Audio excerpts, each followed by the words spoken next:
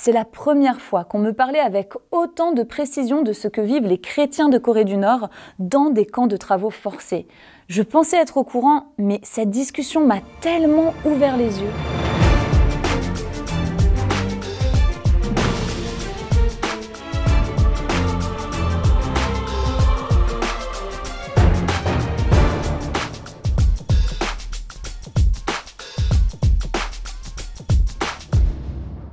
On était entre femmes avec Iwoo. Iwoo, c'est une chrétienne nord-coréenne qui a fui le pays. Elle est passée par 10 prisons. Alors me voilà en face de cette petite dame. Et puis, je lui ai posé des questions sur son quotidien lorsqu'elle a été emprisonnée dans des camps de travaux forcés en Corée du Nord. Et là, elle m'a donné des détails auxquels je n'avais jamais pensé. Par exemple, une lime à ongles.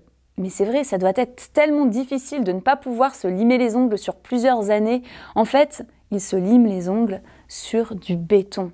Elle m'a aussi expliqué que le soir, les prisonniers se faisaient piquer par des puces de lit qui proliféraient dans une pièce.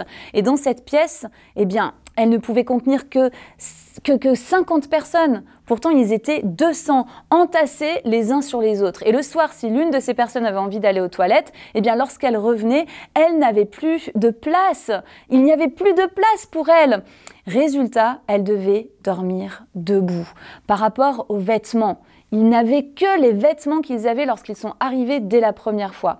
Concernant leur douche, ils ne pouvaient pas prendre de douche, il n'y avait pas d'endroit pour prendre sa douche, alors ils allaient casser de la glace pour pouvoir faire leur toilette avec cette eau fraîche. C'est dans ce contexte qu'Iwoo priait pour savoir à qui annoncer l'évangile. Si elle avait été découverte, elle aurait été soit exécutée, soit envoyée dans un camp de prisonniers politiques duquel on ne revient jamais. Pourtant, elle était là. Et elle continuait à prier. Et des personnes se sont converties. En prison, on n'avait nulle part où se rassembler pour prier. J'ai dit à Dieu, « Seigneur, nous sommes plusieurs chrétiens. Où pouvons-nous nous retrouver ?»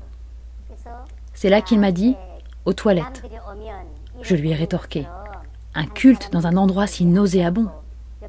Mais en prison, il n'y avait aucun autre endroit où l'on pouvait se retrouver en cachette, à part les toilettes. Alors on l'a fait, et on remerciait Dieu de nous avoir inspiré ce lieu.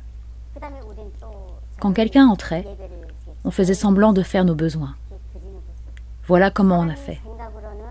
En tant qu'humain, on peut se dire, comment c'est possible de rendre un culte à Dieu dans un endroit si sale et qui sent si mauvais?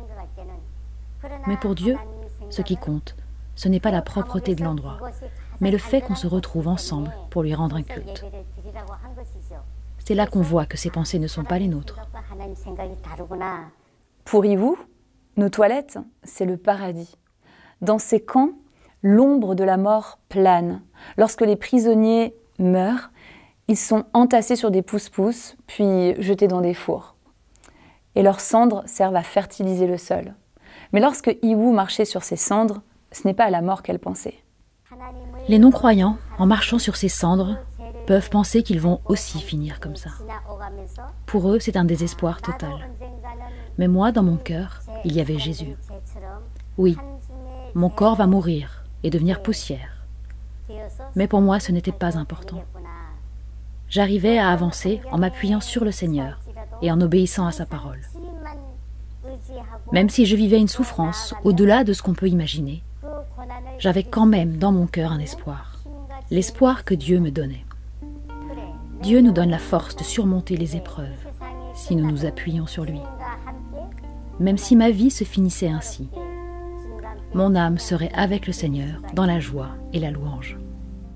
Pendant que je vous parle, des dizaines de milliers de chrétiens sont enfermés dans des camps de travaux forcés en Corée du Nord, alors que d'autres vivent leur foi dans le plus grand secret. La Corée du Nord est le premier pays de l'Index mondial de persécution des chrétiens, un classement qui recense les 50 pays où les chrétiens sont le plus persécutés au monde. Dans ce pays, il est strictement interdit de prier qui que ce soit d'autre que Kim Il-sung. Même le fait de dire « je t'aime », eh bien ça n'existe pas. Pourquoi? Parce que « je t'aime », c'est réservé aux leaders. C'est de la pure folie. Iwoo est passée par des douleurs indescriptibles. Voici les prières qu'elle adresse à Dieu pour ses frères et sœurs qui sont enfermés dans des camps de travaux forcés dans ce pays. Je prie pour que ces chrétiens qui vivent des situations terribles puissent quand même dire un jour, comme dans le psaume, que toutes ces épreuves nous sont bénéfiques. je prie pour qu'ils obéissent au Seigneur. J'espère qu'ils vont persévérer en se rappelant que Dieu est avec eux. En tant que prisonniers, nous passons par des épreuves physiques qu'on ne peut pas imaginer, mais aussi par des épreuves dans lesquelles nous n'avons pas la liberté de louer Dieu, de le chanter. Cette absence de liberté de religion est encore bien pire que les épreuves physiques. Certes, le surveillant de prison peut nous maltraiter, nous tuer, comme il le souhaite. Les prisonniers n'ont pas le droit de se plaindre, ils ont faim, ils ont froid. Tout ça, c'est très difficile à supporter. Mais le désir le plus profond de ces chrétiens, ce qui leur manque le plus, c'est de pouvoir louer Dieu en toute liberté.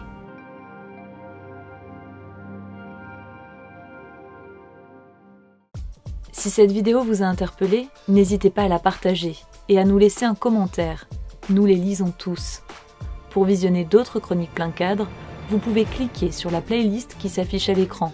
Vous pouvez également vous abonner à notre chaîne YouTube pour ne manquer aucune des nouvelles vidéos de Portes Ouvertes.